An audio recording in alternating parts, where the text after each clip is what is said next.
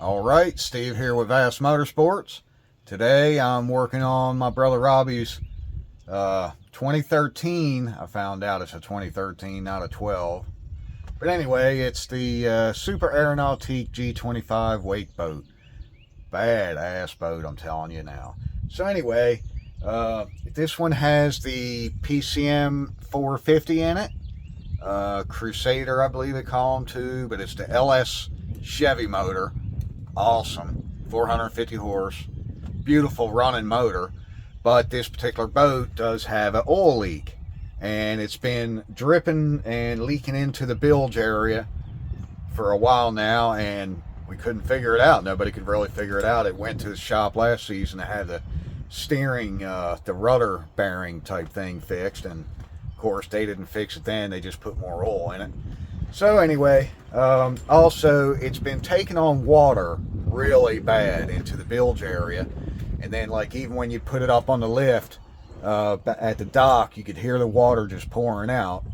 And I thought it was the rudder assembly before they fixed it last season. I tightened it up to the floor, you could see the water just pouring out. But even after that, it was still taking on water. So now that I have it on the trailer, I figured out that it was the it's called the dripless seal. It's on the shaft, on the prop shaft going out. But anyway, that's a whole different video. Sorry for getting off track. I do have a video on that though too, because you're not going to find a whole lot of videos on YouTube about actually working on these boats.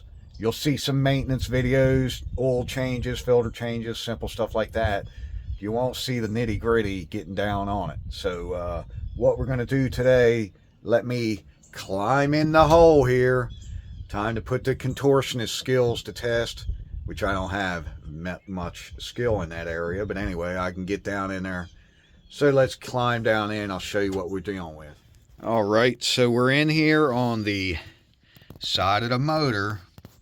Now this was difficult to figure out what was leaking. I had to come in, everything had an oily film on it because all the water filling up in the bilge, and then it was mixing with the oil, and so it just covered the oil pan and stuff down there and everything in the bilge. So I had to take Purple Power and clean everything real good, get down in here with it running. I had a hose hooked up so I could sit here and run the motor, and I would have to get down and crawl down here and take the light and shine it, you know, and try to look for any type of leak whatsoever. I was hoping I would see either something getting wet. I didn't know if it was one of those hoses down there where the oil's running through it and it would act like a power steering line or something that gets a hole. And turned out I started to see a couple drips. And what it is, where the oil filter adapter bolts on, because the oil filter's not just down on the motor like a normal motor, because of the way it's in the boat here, the filter's over here, a remote filter. But it's also on that adapter has, as you can see, a cooler line coming off that brass fitting there. And then there's one on the bottom that you can't see. It's pretty hard to get to. So this is going to be a pain in the butt, that's for sure. And I'll tell you, I was really intimidated by the process of trying to change the dripless shaft seal. You lift the floorboard up and stuff out of the boat. Well, I didn't take it all the way out because it's too heavy for me to handle by myself, so I just kind of strapped it up there to the wake tower to get it out of the way. But what an intimidating job, because I've never done anything like that. I've worked on plenty of boats. I don't know if you've seen my videos or not. But anyway, I'm always working on boats and cars, trucks. Pretty much just using God's given talents, you know. He gave me the ability to wake up in the morning and tie my own shoes, so I figure I'll put it to use and work on stuff. So I pretty much fix anything. I don't care what it is. If it's got a motor, I work on it.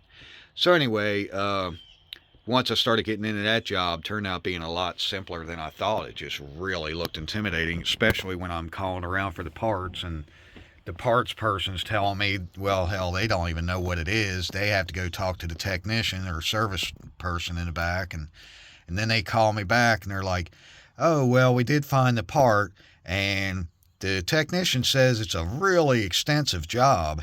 Well, yeah, for most people it probably is, but old Steve-O gets it knocked out. But anyway, So I'm about to, I guess, undo this cooler hose here. I want to get this off and out of the way. It'll give me a little more room to get down here to these couple fittings and try to figure out what's leaking. So let me get started here. Alright, got the cooler hose off, amazingly. That's some thick-walled hose. They don't always like to come off very easy. Thankfully, that is not barbed where it slides on. It's just smooth with a bellow on the end of it so it come off. Next, I'm going to try to get down here with a wrench and try to get on these fittings. So I was able to remove the one brass fitting out of the side there. Now I got to get that one under it, behind where the oil is dripping. Not going to be easy. So like I said, I may still have to lift the engine up. I'm not sure, but pretty much just used a smaller crescent wrench, adjustable, to be able to get in there. I might have to go grab a smaller one. Alright, so I decided to go ahead and lift it up. I cannot get to that bottom fitting. And I broke this nut loose on the top here. I go over to this one to do the front motor mount. And wouldn't you know, it was not even finger tight. So somebody's been in here messing with it before.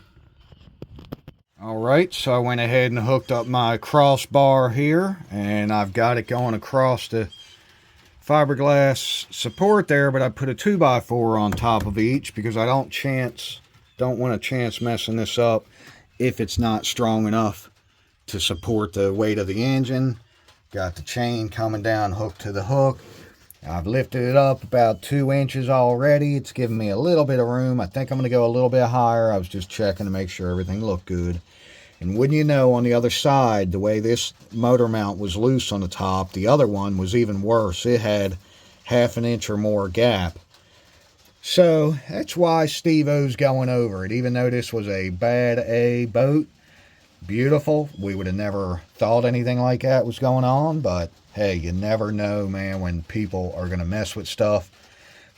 Technicians, when it goes to the shop, you never know what they're going to do. That's why I can't trust anybody, and I do everything for myself. And that's why I've got people like Robbie that insist on me doing their work for them. So anyway, let's see. Probably going to go a little bit higher and then put something under there to keep it supported where it can't fall. Alright, so I didn't have any spare wrenches down there at the bike shop like I thought. It kind of skipped past these few sizes to 1 inch and 1/16, and I didn't want to cut any of the other ones up. So I ran to Harbor Freight, and they have what's called a service wrench kit, and it started out about 7/8 or somewhere in that area, and it went all the way up into about 1 3/4 inches or something, and it was cheap, like $59 or whatever for the whole kit. But see, they're fairly short. I mean, that's pretty short. So I figured, what the hey, I could use them around the shop one day anyway. And I just reached down in here with the 1 inch for this fitting. And sure enough, man, this is so much better. At least it's fitting in here and I'm able to work with it. So I'm glad I went and grabbed these wrenches. As you can see, that gets in there. A standard 1 inch wrench. Yeah, no room to do anything. Can't really do much with that. Now I tell you, jacking the motor up definitely helped also. And over here on this side, what I did was the bottom nut. That's your actual adjustment. You don't normally want to mess with that, but I have it marked with one of the wrenches over here, the 11/16. I can lay it up sideways, and it was perfect. So then I just spun that nut all the way up, and I'm using that for the motor to sit on. Took a little tension off the chain. It's still tight, but this is my safety. I'd rather have it on that. So that definitely helped giving me that room there. Let's see if we can get that fitting out. Okay, I was able to get both of those fittings out. Now on the bottom of this adapter plate, there is a big nut here. I'm going to have to get that broke loose, and that's what's holding this adapter on. Kind of like you would screw your oil filter on. That's what that is grabbing, those threads inside here that are sticking down for the oil filter. So we're going to take this off. I don't know that that's what's leaking. It was probably the brass fitting, but I'm this far. I'm not going to chance it. We're going to put a new O-ring on the top and may have one on the bottom here where the big nut is threaded holding it on. Also, I'm not sure if I was able to show this earlier. I think I forgot. But these mounts here for this back section of the transmission, they're just 9/16 bolts with a nut on the bottom. So I zipped them out because I didn't want to undo anything up here. The way this one's designed, I didn't want to be messing with the alignment at all. So I just undid it here on the base plate. And then that way when I let everything back down, using my hoist thing, when I let all the weight back down, everything will sit right where it was, and you just lock the tops, put them 9/16 back in, and she's still in alignment. Nothing got changed. You see, I've taken before in the past, and I've made my own tools along the way as I need to. This is a 20mm crow's foot, because you'll never find that. And it needed that special angle to it there for the 3/8 drive, so I just took a wrench, cut it off where I needed it, took an old cheap socket, no name, and just welded it to it. And this was for the 02 Lincoln LS that my wife used to have. You had to have this for the power steering line because I had to do a power steering pump on it. And so, again, you're not going to find that anywhere. I had to make it myself. But this is the cheap kit, 15-piece service wrench set I just picked up. And it goes all the way up to 1 5/8 and starts out at 3/4 actually. So I'm out there using the 1 inch and the 1 1/16. That's what I needed for the 2 lines. And I'm going to need one of these like 1 1/4 or something for the that bottom nut on that filter adapter. But anyway, it's a pretty sharp kit for under 60 bucks, because even as big as it is, see how short the handle. I like that. It's for getting in them tight spots, and I'm going to need that for that bottom nut on the filter adapter too. I wouldn't be able to get a regular sized wrench in there if it was that big of a wrench. It'd be real long. Wow, I'm really liking these short handled wrenches. That is 1.5 inches. Now that's a big wrench, but see how short it is. So it's giving me plenty of room. I'm not hitting the side and stuff. Being able to undo, I broke it right loose. Now the filter assembly is actually spinning. I should be able to undo it by hand now.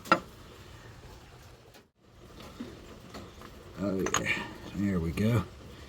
Alright, so I got the adapter off, and man, that O-ring is completely flat.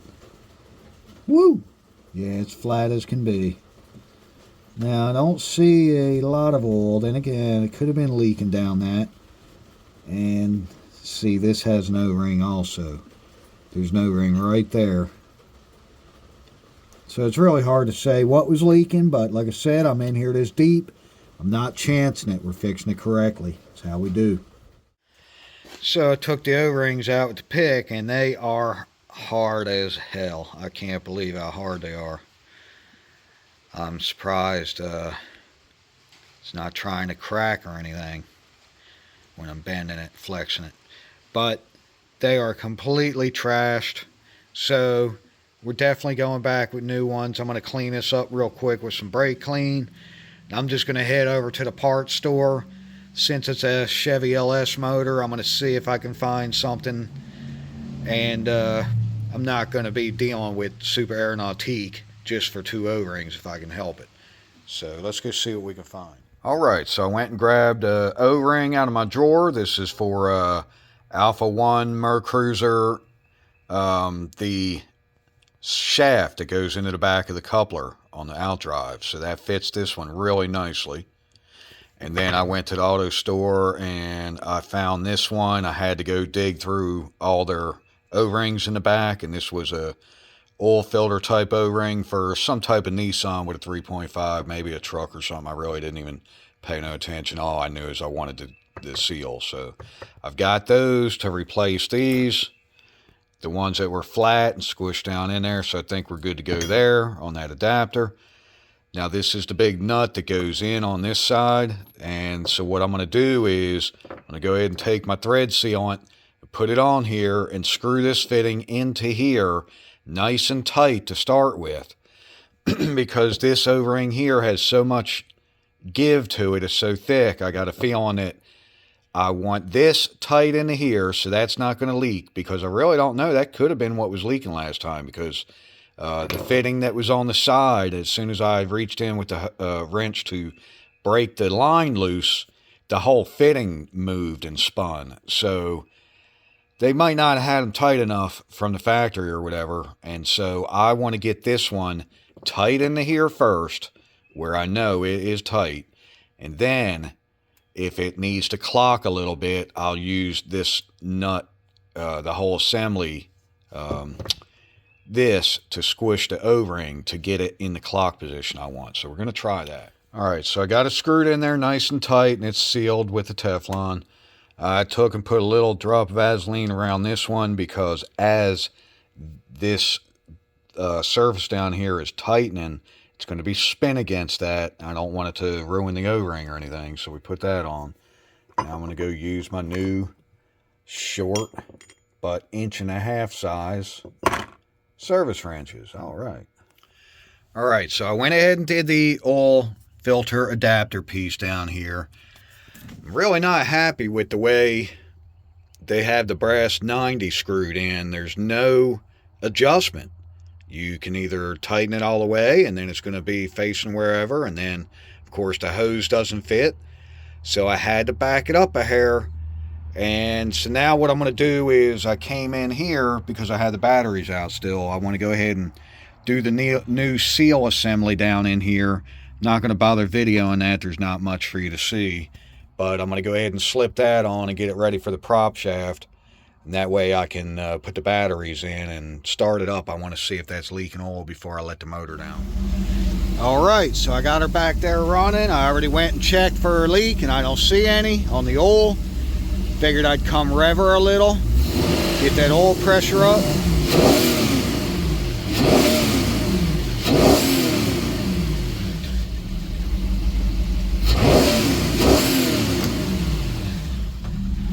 Let's go double check and see what we got now.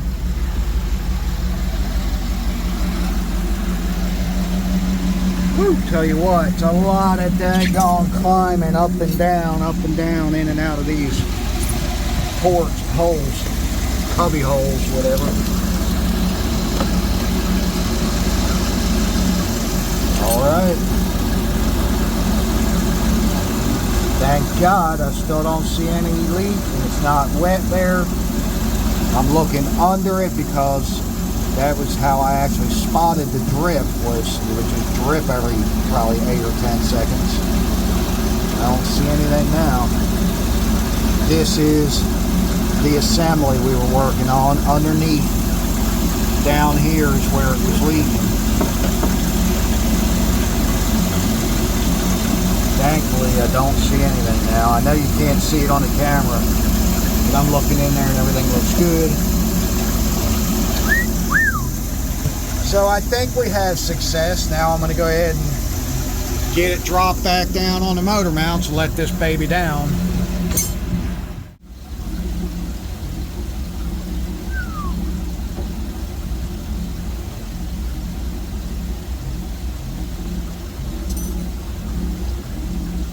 Climbing in and out. Yep. Pretty much every time I want to get in and out of the boat. Woo. When you got everything set up, you got to do some climbing, y'all.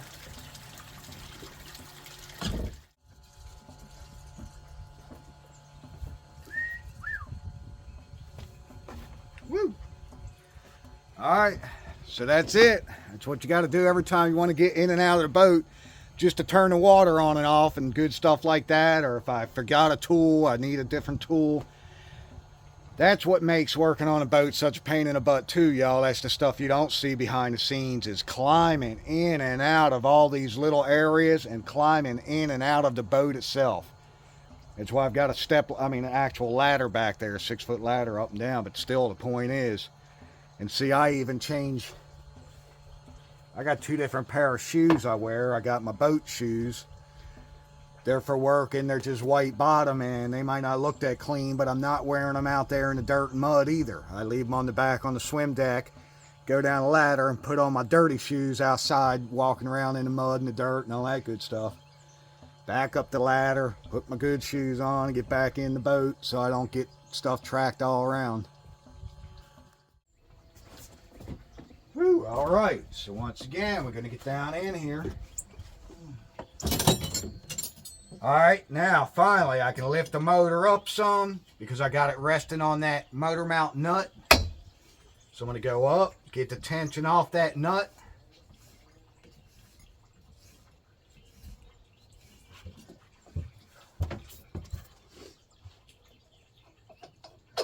Run the nut back down to the right adjustment. You can pretty much see right where it was because the rust spot. But I also knew the thickness of this 11/16 wrench was perfect. So that's that right there. Now I didn't adjust any other mounts, just that one, so it would take some of it, so I could let this down on it and let it rest. Kind of like a jack stand on a car. Now we can let the motor back down. She is going back to home base, y'all. Man, I've been waiting on this. I'm looking back here on the floor, on the differential part of the trans where the motor mounts, I took the bolts out going up and down. I can look through the holes so they're right in line. They're starting to sit down on the base now. Woo-wee! There we go. Hells yeah. All right. Nuts here for the motor mounts and the washers, the lock washer. We can thread them on and we're done with that part.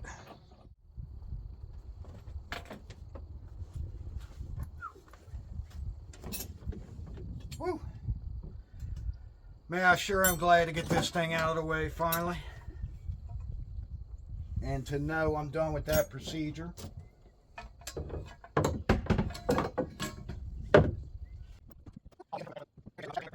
Well, all right, motor mounts are tight. All right, so I just wanted to show a little something else I just found because I was putting these bolts back in. Like I said, this is the differential, and after I let the motor and everything back down, I had to take these out to get it up. But I put them back in, and they're still loose. I went to zip it. Well, I did this side first. When I zipped it, I seen the whole mount move and twist, and I thought to myself, well, wait a minute. That ain't going to happen. That ain't supposed to do that. So before I tighten this side, I decided to check it. And look at this. Oh, that's sweet. Isn't that nice? So there's two bolts here to go in sideways. Well, guess what? This one's totally missing. This one's loose. Over here, this one's loose and that one's missing. So it's a good thing I just noticed that. And guess what? I would be willing to bet anything that it was a dealer that worked on this last. Because, I mean, come on, folks. It's a wake boat. When you spend that kind of money on a boat, you usually take it somewhere you think is going to do the job right. And even like Robbie himself, he doesn't mind paying. He's going to pay to have it done right. And the problem is, if it goes to the dealer, you're not always getting it done right. They do stupid shit like that. So anyway, that's why I'm always working on his stuff. He likes me to go over everything. And if we wouldn't have been doing this job where I was changing that dripless seal to fix the water leak in the boat and the oil leak over here, then I wouldn't have even found it. So anyway, that's just the kind of stuff. That's why I do everything for myself, folks. And that's why I got people that are beating down my door for me to work on their stuff for them. But there's only one of me, and I can only stretch so far. So I've only got a few people, select people. You're welcome, Robbie. I love you, brother. And friends and family, there's a few that I can work on their stuff for them, but I keep myself so busy I don't have time for a customer base. So that's going to pretty much wrap up this episode of Vast Motorsports. The Super Air Nautique G25. Now, this is going to be the same on a lot of wake boats. So hope you learned a little something here today. If you did, give me a thumbs up, please. Trying to get this little channel to grow. Hit that subscribe if you ain't already a subscriber. But this little boat here, anyway, pretty much you seen what we got to do to it. All I got to do now is drop the floor back down and button all that up. Put a couple hoses onto the actual water filter, the strainer for the inlet. That's about it. So I'm not going to go into all that detail. But once again, I hope you enjoyed the video. Check out some of the other videos on the channel. Hit that bell notification. Stay tuned for all the future videos. All right, this is Steve with Vast Motorsports. We're out. Y'all have a blessed day.